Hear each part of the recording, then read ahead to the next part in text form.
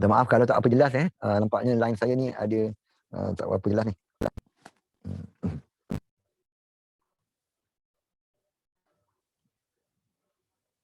Saya dah terlepas tadi.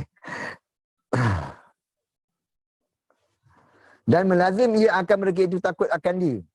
Jadi apabila kita tahu tidak ada satu pun yang bergerak itu semuanya di bawah takluk kehendak Allah Subhanahu Wa Taala, tidak ada satu zarah pun, tidak ada satu niat pun manusia itu yang mampu bergerak kecuali dengan Allah Subhanahu Wa Taala, kehendak Allah Subhanahu Wa Taala. Yang kita dapati tuan-tuan sebahagian daripada manusia itu mendapat hidayah dalam keadaan dosa. Sebagian manusia itu mendapat hidayah Tuhan dalam satu tempat yang kita tidak jangka, ia mendapat hidayah. Sebagai manusia itu apabila dia terjatuh dalam lembah maksiat, pada ketika itu dia tersedar. Lalu dia bertobat kembali kepada Allah Subhanahu Wa Taala. Sebagai manusia itu dah 99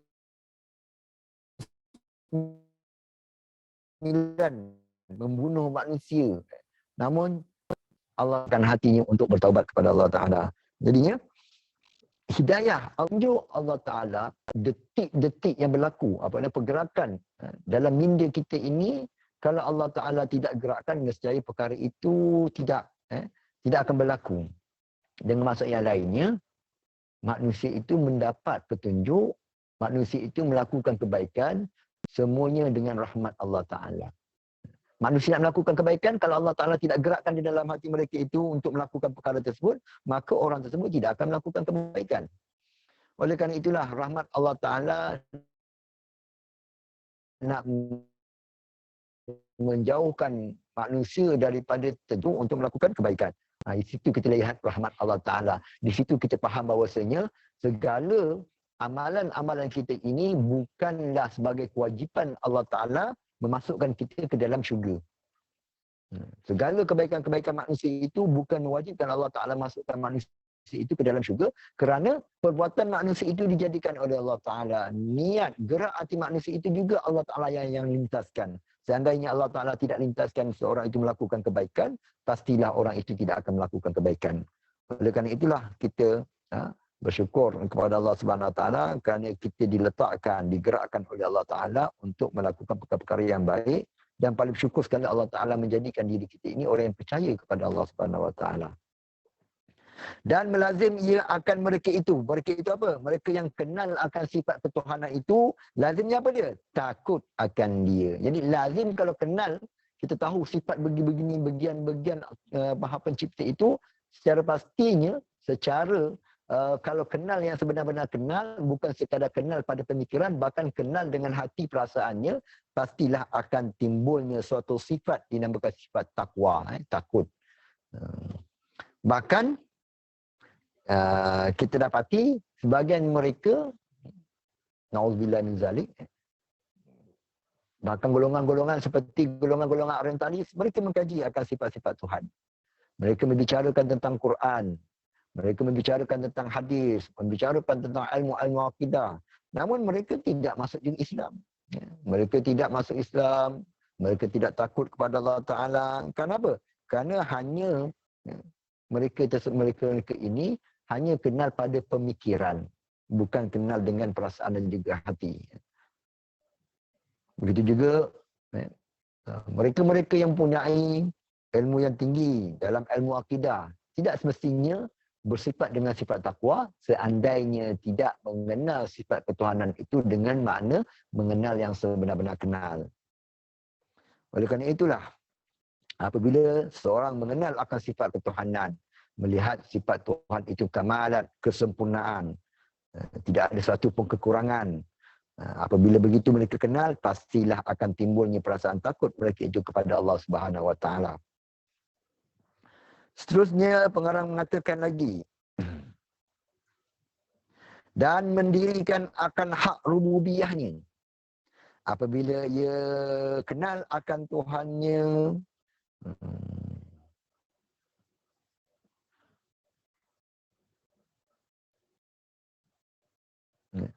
perkataan dan melazim ia ini kita letak kepada Allah Subhanahu Wa Taala, dengan tafsiran Allah mewajibkan, boleh juga seperti apa dia, ya ayyuhallazina amanu taqullaha haqqa tuqatih wa la tamutunna illa wa antum muslimun. Takutlah kamu akan Allah Subhanahu wa taala. Itu kalau kita kata wa alzamahum, itulah Allah Taala melazimkan akan mereka itu hamba-hambanya sifat takwa, wa iqamata haqqi rububiyah, dan melazim Allah Taala akan mereka itu mendirikan akan hak rububiyah. Apabila dah kenalkan Allah Ta'ala, wajib kenal Allah Ta'ala. Kemudian wajib takut kepada Allah Ta'ala. Kemudian wajib melaksanakan hak ketuhanan. Jadi uluhiyah rububiyah. Wajib kenal uluhiyah Tuhan, wajib laksanakan hak rububiyah Tuhan. Perkataan uluhiyah rububiyah ini, dua perkataan yang lafaz berbeza, maksudnya sama, namun berbeza juga pada sudut pandang. Perkataan uluhiyah, rububiyah. Kita ahli sunnah wal jamaah, kita mengatakan uluhiyah Tuhan, rububiyah Tuhan itu merupakan perkara yang sama, namun berbeza pada sudut pandang. Sebab apa kita katakan perkara yang sama? Ilah. Contohnya kita baca la ilaha. Syarak mengatakan, Nabi mengatakan la ilaha, tiada Tuhan. Perkataan ilah. Jadi uluhiyah. Ilah itu ialah zat yang bersifat dengan uluhiyah. Kita tidak katakan dalam ketika kita bersyahadah, la rabba illallah. Kita kata ilaha. Tak perlu kita kata la rabba. Kenapa? Kerana ilaha dengan rabba ataupun uluhiyah, rububiyah, ianya adalah perkara yang sama. Begitu juga ketika soal jawab dalam kubur. Ma rabbuka. Bukan kata ma ilahuka. Tak tanya begitu. Kenapa? Kerana Rabb dan juga ilah perkara yang sama, namun dari sudut pandang ianya berbeza. Ala kulli hal, tiap-tiap uluhiyah pastilah rububiyah. Tiap-tiap Tuhan itu uluhiyah, pastilah ianya rububiyah. Ianya melazim pada dirinya. Apabila ianya Tuhan yang maha mencipta, dialah mencipta segala-galanya, menciptakan alam semesta, menciptakan kita, menciptakan jasad kita, roh kita, memperhidupkan kita, menggerakkan nafas kita. Kalau Tuhan tak gerakkan nafas kita, maka hukum sebab-sebabnya lah mati kita. Ataupun sebagiannya Allah Ta'ala tahankan nafasnya tapi masih hidup lagi. Segalanya adalah bawah kekuasaan Allah Subhanahu Wa Ta'ala, digerakkan oleh Allah Subhanahu Wa Ta'ala. Dalam masa yang sama juga, apabila dia yang mencipta, maka pastilah dianya yang layak. Bila uluhiyah, rububiyah perkara yang sama. Dialah yang mencipta, maka dialah yang layak disembah. Oleh kerana itulah apabila kita membicarakan la ilaha, perkataan ilaha itu bermaksud ma'bud bihaqqin. Ilaha ma'bud bihaqqin. Yang disembah selayak-layaknya, yang wajar, yang layak disembah dengan sebenarnya. Itulah ilaha. Tengok perkataan apa dia? Alhamdulillahi Rabbil Alamin. Segala puji bagi Allah, Tuhan. Allah itu apa dia? Rabb.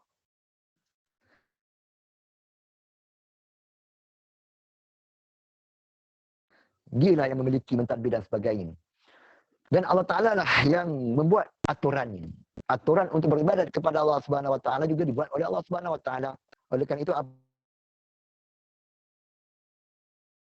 apabila kita kenal akan Tuhan kita, maka pastilah kita akan memberikan hak ketuhanannya, iaitu beribadat kepadanya. Ta'ala, tidaklah aku menjadikan jin dan juga manusia kecuali untuk sembahku. Jadi di situ manusia, jin itu Allah Ta'ala ciptakan hikmahnya agar menyembahnya. Jadi wajib menyembah kepada Allah Subhanahu Wa Taala.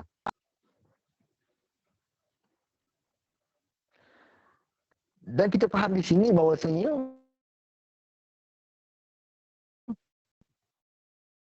wajib sembah kepada Allah Ta'ala ini kerana arahannya.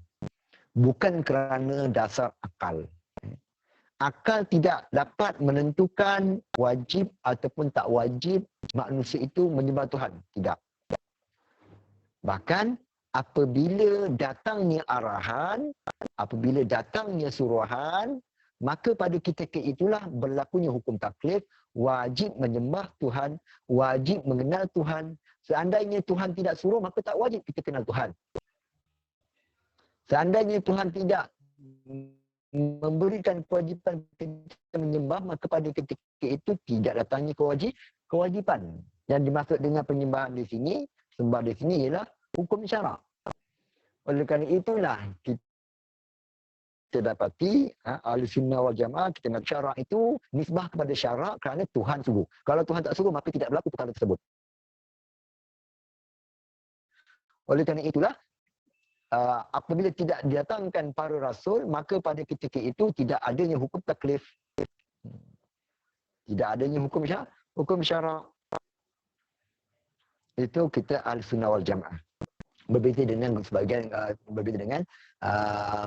golongan-golongan Mu'tazilah. Dan juga ada sedikit dalam Ahlussunnah wal Jamaah yang agak berbeza sedikit seperti Maturidiyah. Lalu kata pengarang, wassalatu wassalamu ala khairil anami, dan selawat dan salam ala khairil anami wa ala alihi wa sahbihi masabihi zalami. Wassalatu bermula rahmat Allah. Jadi rahmat Allah ni salat. Salat artinya maksud salat. Maksudnya rahmat. Salat bermaksudnya rahmat. Innallaha wa malaikatahu yusalluna 'alan nabi.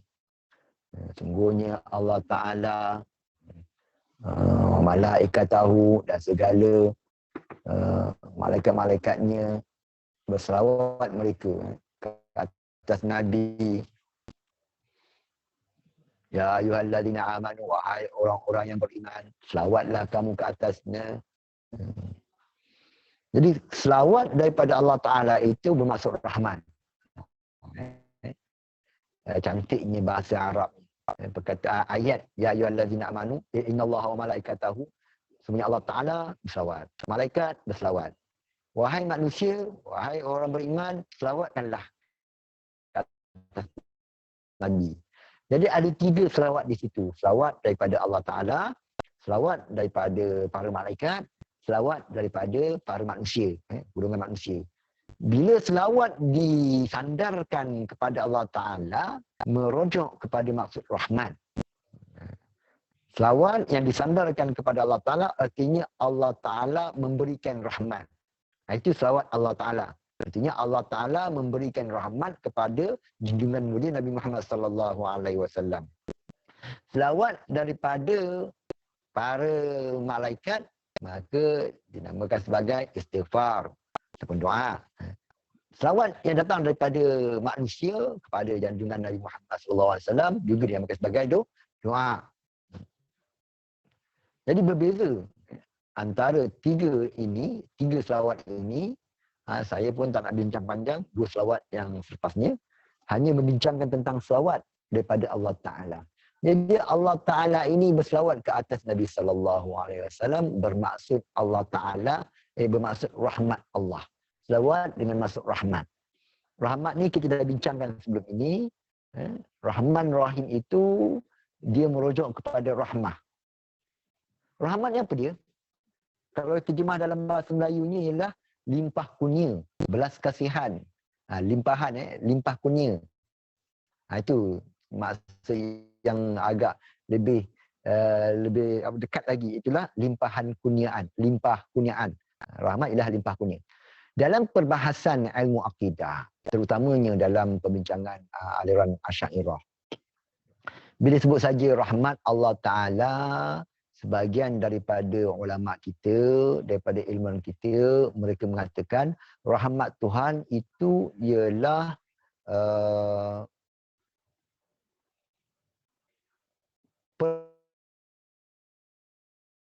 perbuatan Allah Ta'ala menganugerahkan, memberi limpah kurniaan.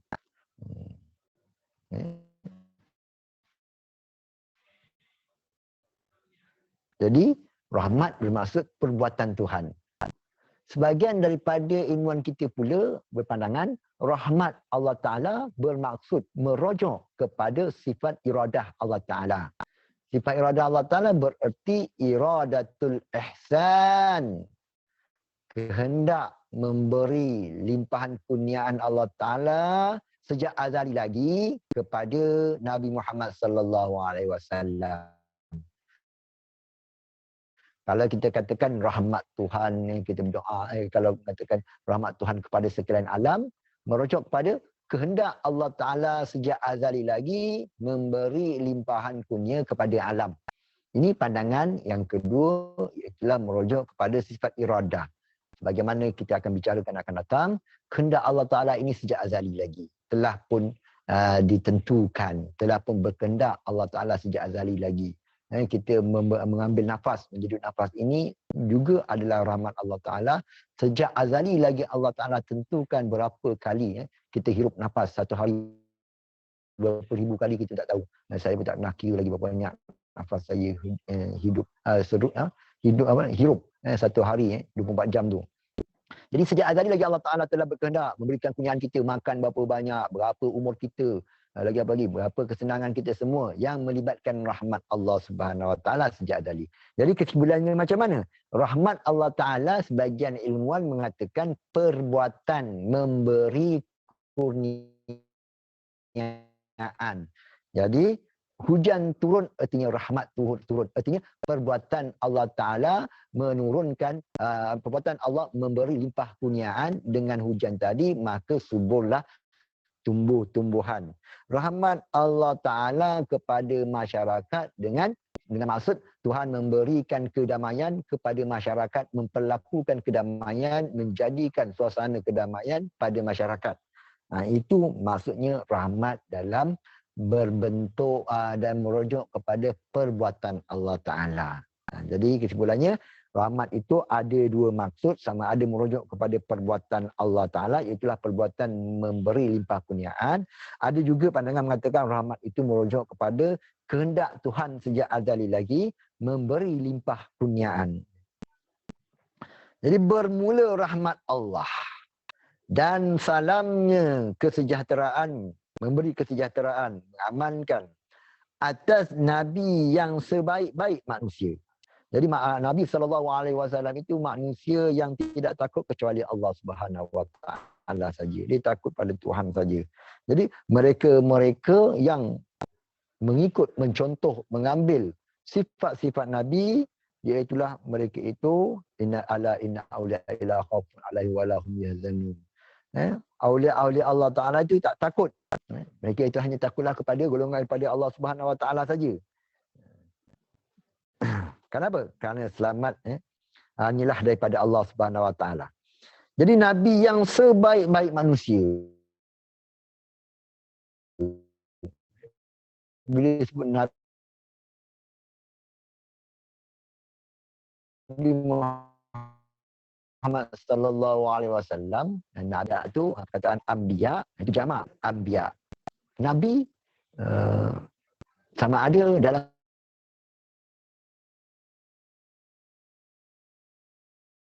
segi bahasa merujuk kepada makna pemberi, Nabi. Jadi Nabiun, Nabi Muhammad sallallahu alaihi wasallam itu sebahagian ataupun merupakan salah seorang daripada para anbiya, para nabi-nabi, para utusan-utusan Allah Subhanahu Wa Ta'ala. Cumanya macam mana?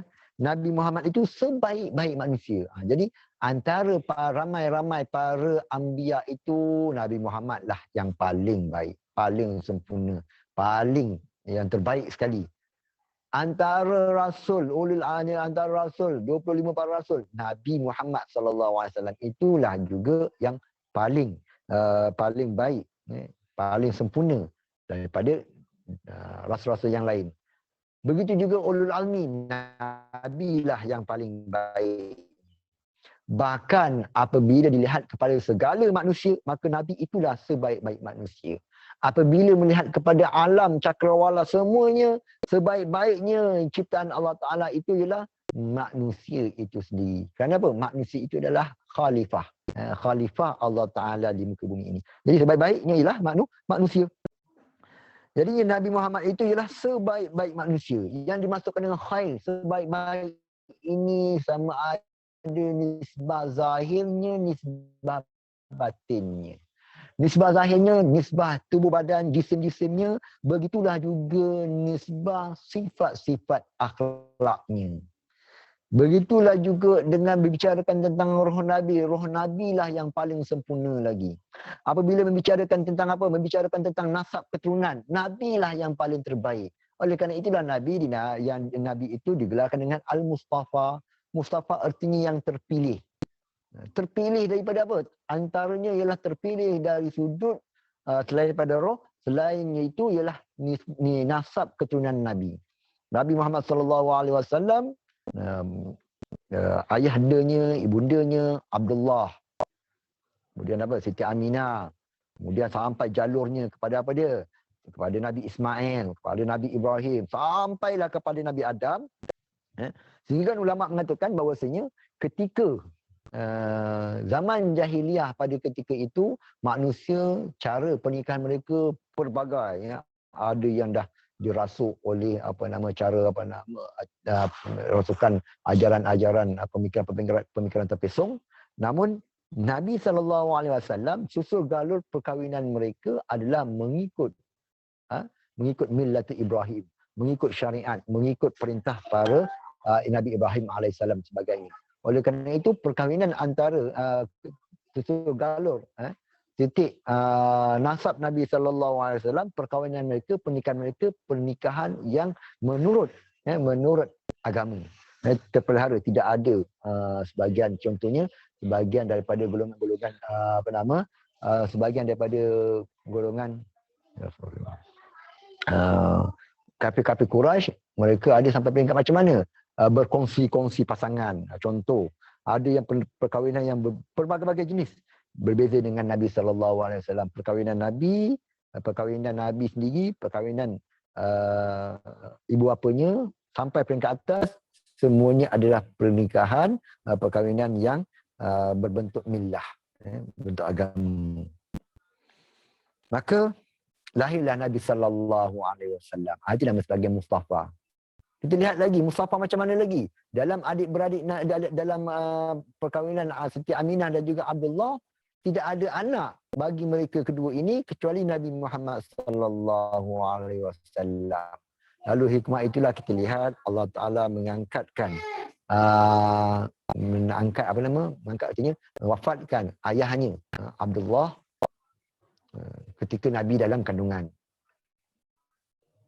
Kemudian cukup umur Nabi kasih sayang kepada ibunya waktu kecil pada ketika itu, maka Allah Ta'ala mewafatkan pula ibunya.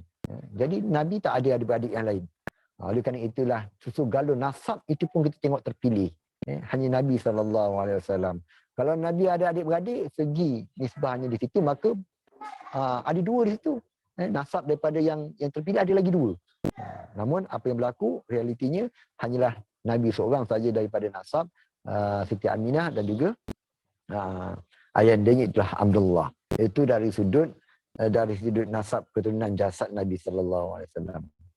Jadi Nabi itulah sebaik-baik manusia, yang paling cantik, yang paling indah akhlaknya, tidak balasnya.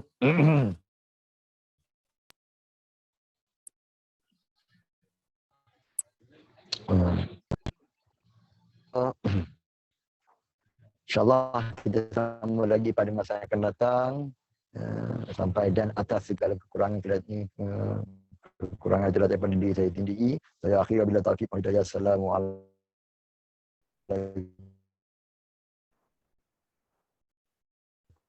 warahmatullahi taala wabarakatuh. Waalaikumsalam warahmatullahi taala wabarakatuh. Ustaz Rashid, kita ada open buka untuk soalan. Soalan yang pertama, Assalamualaikum Al-Fadhil Ustaz, adakah sifat-sifat Rasul ini boleh diikuti secara zahir dan batin oleh para muslimin serta muslimat?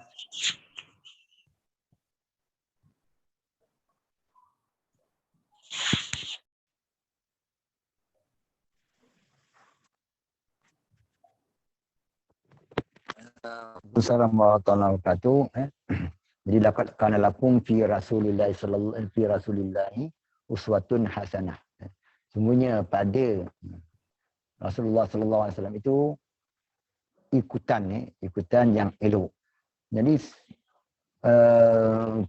dari segi tubuh badan Nabi, fizikan Nabi, setiap manusia itu telah ditentukan lahir pada keturunan mana.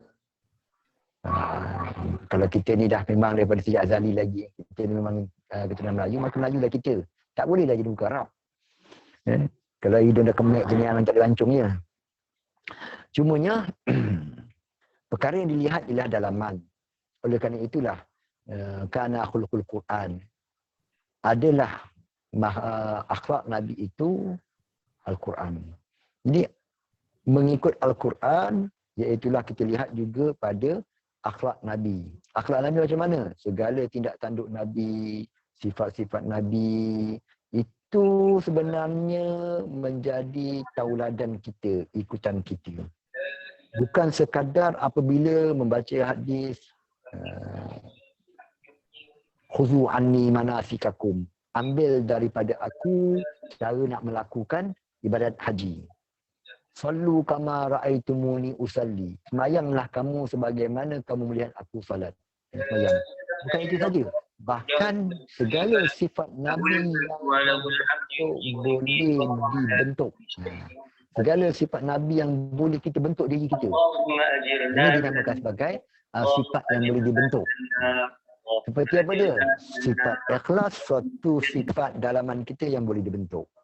Sebagaimana sifat riya, suatu sifat yang boleh dihakis pada diri kita. Sifat takabur, suatu sifat yang boleh dihakis pada diri kita. Sifat sabar, suatu sifat yang boleh bentuk pada diri kita. Jadi sifat-sifat inilah sebenarnya yang ditekankan kepada umatnya untuk meniru Nabi SAW. Namun sekadar kesediaan kita, sekadar kemampuan kita, artinya tak akan macam mana sekalipun mereka yang mengikut cuba membentuk diri mereka dengan sifat-sifat Nabi, memanglah tak akan sampai kepada peringkat Nabi. Namun sekurang-kurangnya tingkatan itulah yang dilihat sebagai seorang itu dekat tak dekat kepada Nabi sallallahu alaihi wasallam. Kita tak bicara yang lain lagi, inilah sebenarnya yang kita bincangkan, yang kita lihat belajar dalam ilmu tasawuf. Inilah sebenarnya meniru sifat Nabi. Macam mana Nabi itu khauf, takut kepada Allah Ta'ala. Nabi itu raja, Nabi itu mengharap kepada Allah Ta'ala. Nabi itu bersifat dengan sifat rahmannya. Nabi itu dia mengasihi kaum keluarganya, mengasihi pada umatnya, mengasihi pada sahabat-sahabatnya. Nabi itu bertindak dengan adil. Nabi itu seorang yang sabur, yang sabar.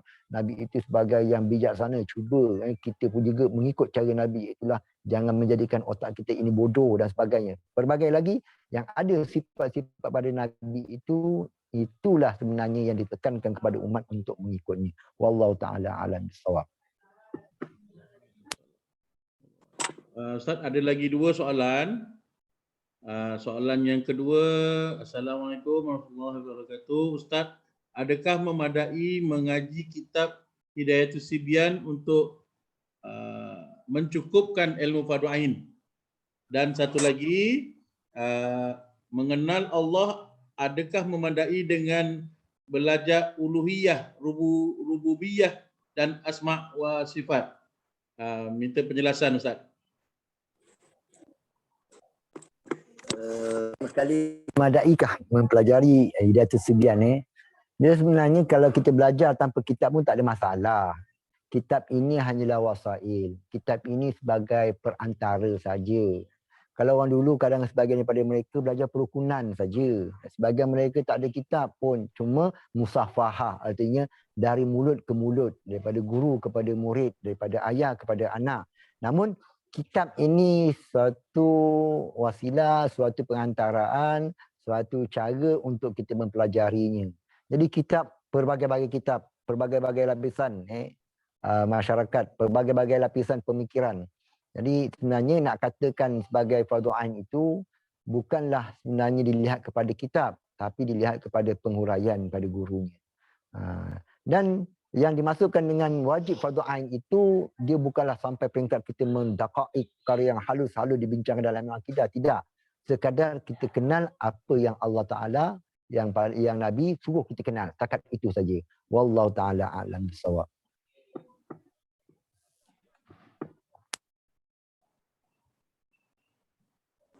Satu lagi Ustaz, mengenal Allah adakah memadai dengan belajar uluhiyah, rububiyah dan asma wa sifat?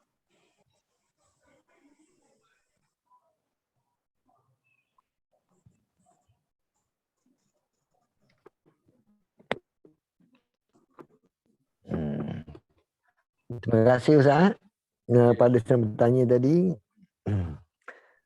Mengenai memadai, mempelajari uluhiyah, rubub, asma wa sifat. Saya tak faham. Kalau kita bicarakan tentang tiga taksim, tiga pembagian tiga pembagian tauhid ini,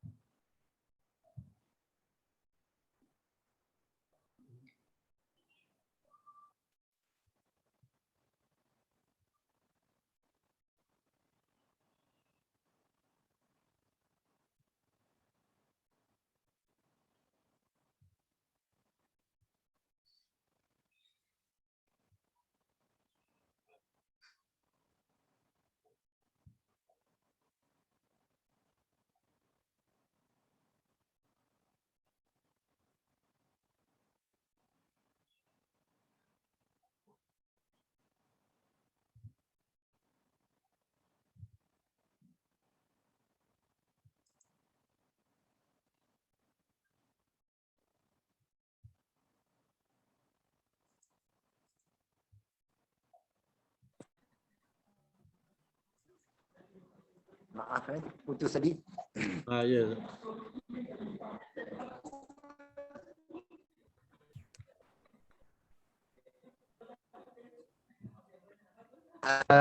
Mengenai pembahasan asma wa sifat uluhiyah rububiyah tadi,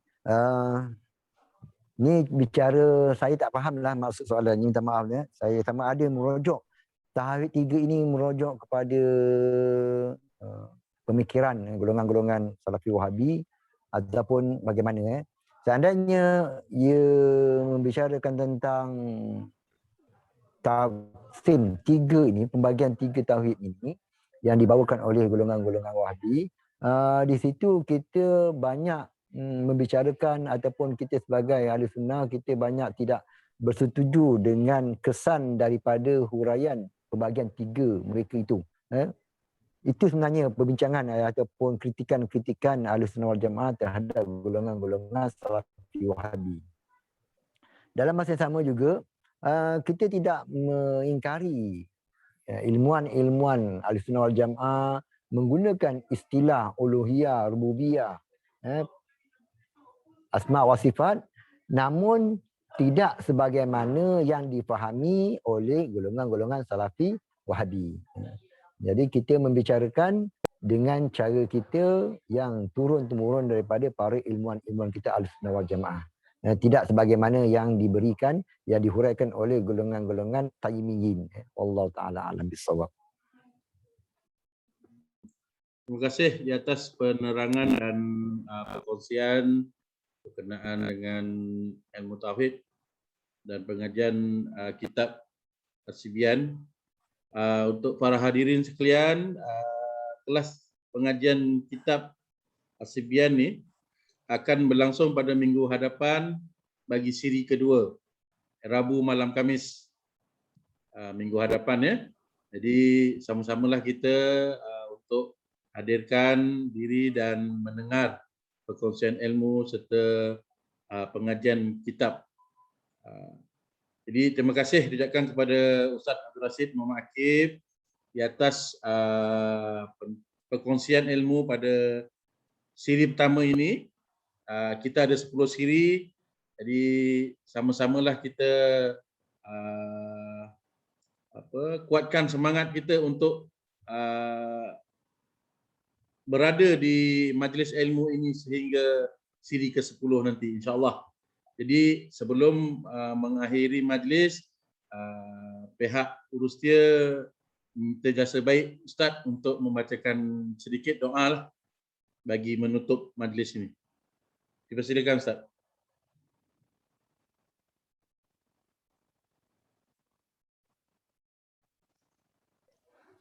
Terima kasih pengurusi majlis dan kepada sekalian semua. Bismillahirrahmanirrahim. Alhamdulillahirabbil alamin wassalatu wassalamu ala asyrafil anbiya'i wal mursalin wa ala alihi washabihi ajma'in. Allahumma jama'na hadza jam'an marhuma tafarraqna min ba'di tafarruqan ma'suma. Allahumma faqihna fid din wa 'allimna ta'wila. Allah faqih dzurriyyatana fid din wa 'allim ta'wila.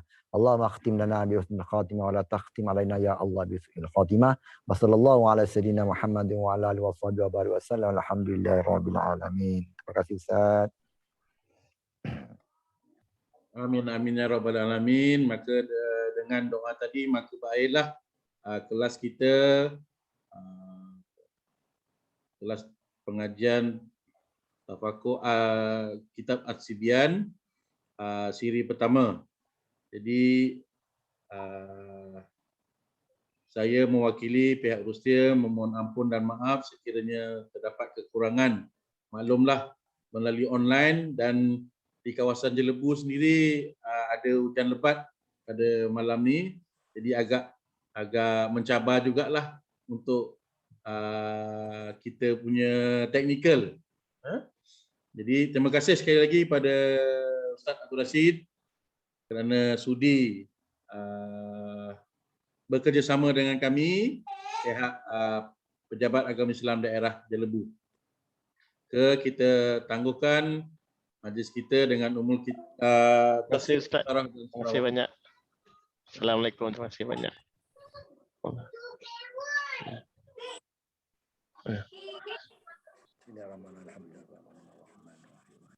Assalamualaikum warahmatullahi taala wabarakatuh.